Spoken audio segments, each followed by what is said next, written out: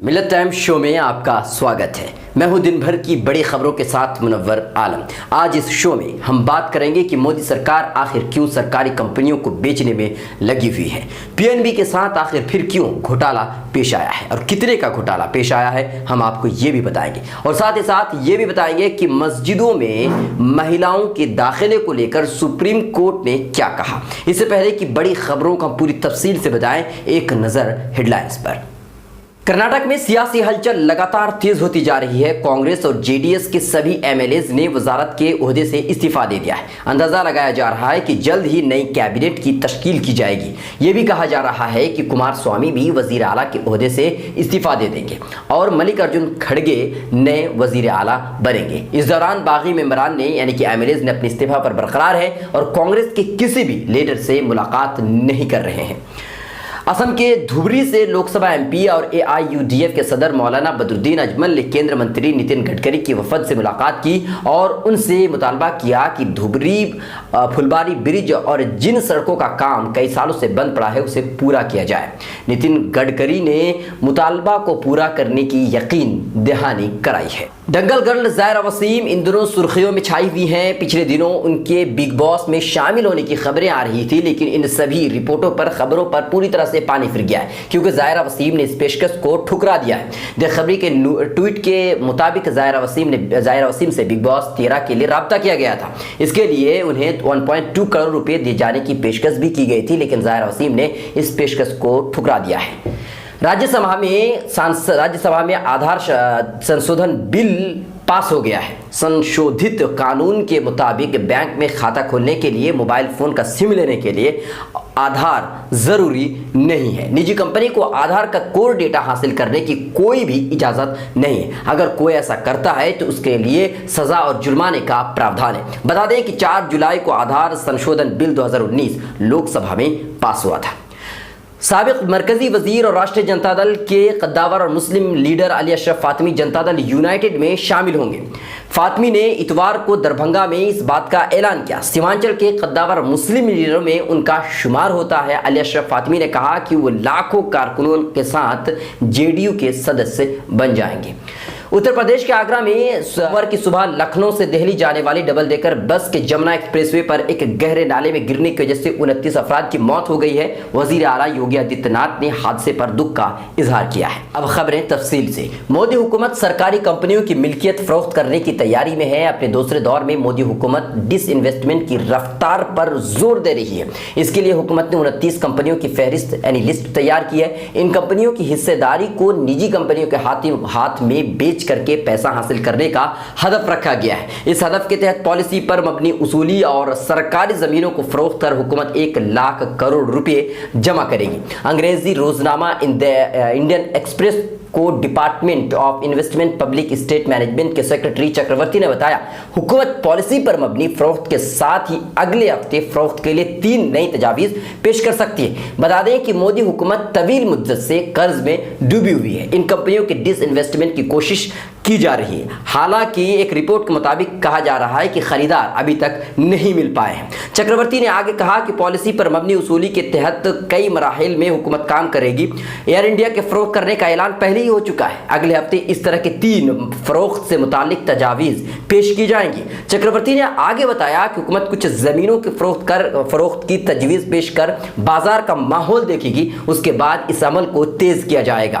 مودی حکومت Hindustan fluorocarbon limited, central electronics limited, Ferro scrap corporation limited, Bharat سمیت corporation limited, Karnataka antibiotics and pharmaceutical limited کو فروخت کرنا چاہتی ہے۔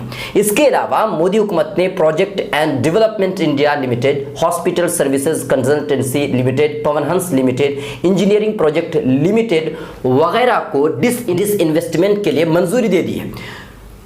مودی حکومت نے عام بجٹ 2019 میں 1.05 لاکھ کروڑ روپے ڈس انویسٹمنٹ سے حاصل کرنے کا ہدف رکھا ہے۔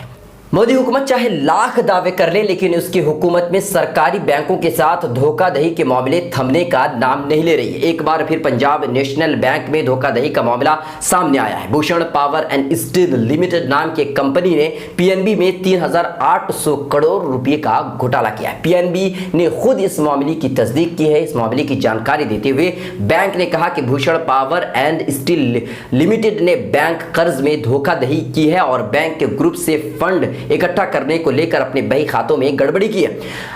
पीएनबी ने धोखाधड़ी की जानकारी आरबीआई को दी है और पंजाब नेशनल बैंक ने इस मामले की जानकारी शेयर मार्केट को भी दी है। बैंक ने कहा कि फॉरेंसिक ऑडिट जांच और अज खुद नोटिस लेकर कंपनी और उसके डायरेक्टर्स के खिलाफ सीबीआई के एफआईआर की बुनियाद पर बैंक ने आरबीआई को 3,805.15 करोड़ रुपए की धोखाधड़ी की रिपोर्ट दी। पीएनबी ने बताया कि पीएसएल ने बैंक फंड का गबन किया है और बैंकों के ग्रुप से फंड हासिल करने को लेकर के अपने बही खातों में गड़बड़ी की है। बैंक ने बताया कि यह मामला एनसीएल यानी कि नेशनल कंपनी लॉ अथॉरिटी के जेर इल्तवा है। पंजाब नेशनल बैंक में धोखाधड़ी का ये कोई पहला मामला नहीं है। इससे कबल पीएनबी में 13,500 करोड़ का घोटाला सामने आया था। इस घोटाला में हीरा कारोबारी नीरव मोदी मुलजिम ठहराए गए हैं। मामला मंजराम पर आने के बाद नीरव मोदी मुल्क छोड़ करके फरार हो गए थे। फिलहाल वो लंदन की जेल में बंद है। मस्जिदों में खवातीन के दाखिले के मामले को लेकर के सुप्रीम कोर्ट ने समाज से इनकार कर दिया है। यह अर्जी केरल हिंदू महासभा के सदर ने दाखिल की थी। सुप्रीम कोर्ट के मुताबिक केरल हिंदू महासभा का इस मामले से कोई लेना देना नहीं है, इसलिए इस मामले में समाअत नहीं हो सकती। अगर मुस्लिम खवातीन ने अर्जी दाखिल की होती तो इस बात पर गौर किया जा सकता था। वाज़ेह है कि मुस्लिम खवातीन का मस्जिद में नमाज पढ़ने में कोई पाबंदी नहीं है। बाज़ मस्जिदों में खवातीन के लिए इंतज़ाम होता, अगर इंतज़ाम हो तो खवातीन मस्जिदों में जा सकती है। कुरान और हदीस के मुताबिक मस्जिद में खवातीन को नमाज पढ़ने की पूरी आज़ादी है अगर इंतज़ाम हो तो। पर यह भी कहा गया है कि खवातीन का घर में नमाज पढ़ना ही ज़्यादा अफजल है। कोलकाता के उलमा इकराम का कहना यह है कि इस्लामी तारीख के हर दौर में औरतों ने इस खुसूसी रियायत और सहूलत के मुताबिक अपनी नमाजें अदा की है। चुनांचे आज हर शख्स देख सकता है कि मक्का मुकर्रमा की मस्जिद हराम में, मदीना मुनव्वरा की मस्जिद नबवी में, दिल्ली की जामा मस्जिद और हैदराबाद की मक्का मस्जिद में और इस तरह की किसी भी बड़ी मस्जिद में खवातीन नमाज अदा करती हैं और इस तरह वो अपनी मर्जी के मुताबिक अपने घरों के अंदर भी नमाजें पढ़ती हैं। इसलिए सुप्रीम कोर्ट ने सुनवाई करने से इनकार कर दिया। हम आपको बता दें कि कुछ ही महीने पहले जब सुप्रीम कोर्ट ने साबरीमाला मंदिर में औरतों को जाने की इजाजत दे दी थी, तब सारे हिंदू संगठनों ने मिलकर इस फैसले को रोकने की पूरी कोशिश की थी। कुछ को तो इसकी वजह से पीटा भी गया था, पर अब यही लोग मुस्लिम औरतों को इंसाफ दिलाने के लिए निकले हैं और ऐसे दावे कर रहे हैं जिसका इस्लाम में किसी तरह की कोई भी बात है ही नहीं। 20वीं सदी के अजीम मुहद्दिस हजरत मौलाना हबीबुर रहमान आज़मी की हयात और खिदमात पर इंस्टीट्यूट ऑफ ऑब्जेक्टिव स्टडीज़ ने गुज़िश्ता 6-7 जुलाई को 2 रोज़ा सेमिनार का इनेकाद किया। दिल्ली के कॉन्स्टिट्यूशन क्लब में मुनक़िदा 2 रोज़ा सेमिनार में मुल्क भर से दर्जनों उलमा और स्कॉलर्स ने मुहद्दिस की शख्सियत, उनकी खिदमात, अफ़कार और नज़रियात और दीगर मौज़ूआत पर अपना तहक़ीक़ी मक़ाला पेश किया। इख्तितामी इजलास से खिताब करते हुए IOS के चेयरमैन डॉक्टर मोहम्मद मंजूर आलम ने कहा कि IOS के ज़ेर एहतमाम मुतअद्दिद मुल्की और बैनुल-अक़वामी शख्सियत पर सेमिनार का इनेकाद हो चुका है, जिसमें डॉक्टर इस्माइल राजी अल फारूकी, डॉक्टर हमीदुल्लाह, मौलाना मुनाज़िर हसन गिलानी समेत कई शख्सियत सर-ए-फ़हरिस्त हैं। हालिया सेमिनार के अलावा IOS का एक और सेमिनार बैनुल-अक़वामी शख्सियत डॉक्टर फवाद सिज़गीन पर इसी साल दिसंबर में मुनक़िद हो रहा है। उन्होंने बताया कि इन तमाम प्रोग्राम्स के पसे पर्दा IOS का एक ही मकसद और मनसूबा है कि किस तरह से दीन के नश्र व इशाअत के लिए इससे वाबस्ता शख्सियत की इल्मी वरसे को आगे बढ़ाना ज़रूरी है। इसी पर IOS काम कर रहा है। उन्होंने ये भी कहा कि शोबा इस्लामियात के प्रोफेसर हज़रात PhD के मौज़ूआत में मौलाना हबीबुर रहमान आज़मी की शख्सियत को शामिल करें। IOS ने यह भी कहा कि इस पर PhD करने वाले तलबा को स्कॉलरशिप देंगे। सेमिनार में मौलाना सैयद मोहम्मद वली रहमानी, डॉक्टर सईदुर रहमान आज़मी, प्रोफेसर अख्तरुल वासे वगैरह ने शिरकत की। उलूम हदीस के साथ ज़माने की हालत से भी वाक़फ़ियत रखते थे, मिली मसाइल में गहरी दिलचस्पी रखते थे। जमीयत उलमा से वाबस्ता होकर मुख्तलिफ महाज पर उन्होंने मुसलमानों की फलाह बहबूद के लिए काम किया था और एक अरसे तक वो जमीयत उलमा हिंद के तहत अमीरुल हिंद भी रहे। उनका इल्म हाफिज़ इब्न हजर अस्क़लानी की याद ताज़ा करता है। उन्हें सऊदी अरब, मिस्र, कुवैत, कतर समेत कई मुल्क से अच्छी तनख्वाह के साथ वहाँ काम करने की पेशकश भी की गई थी, लेकिन उन्होंने इनकार कर दिया था और हिंदुस्तान में रहकर उलूम हदीस की कुत्थियाँ सुलझाने को तरजीह दिया था। मिलत टाइम्स की वीडियोस देखने के लिए यहाँ क्लिक करके सब्सक्राइब करें और हाँ, बेल आइकन जरूर दबाएं। अगर फेसबुक पर देख रहे हैं तो पेज लाइक करें। ताज़ा तरीन खबरों और मज़ामीन के लिए विजिट करें हमारी वेबसाइट www.millettimes.com।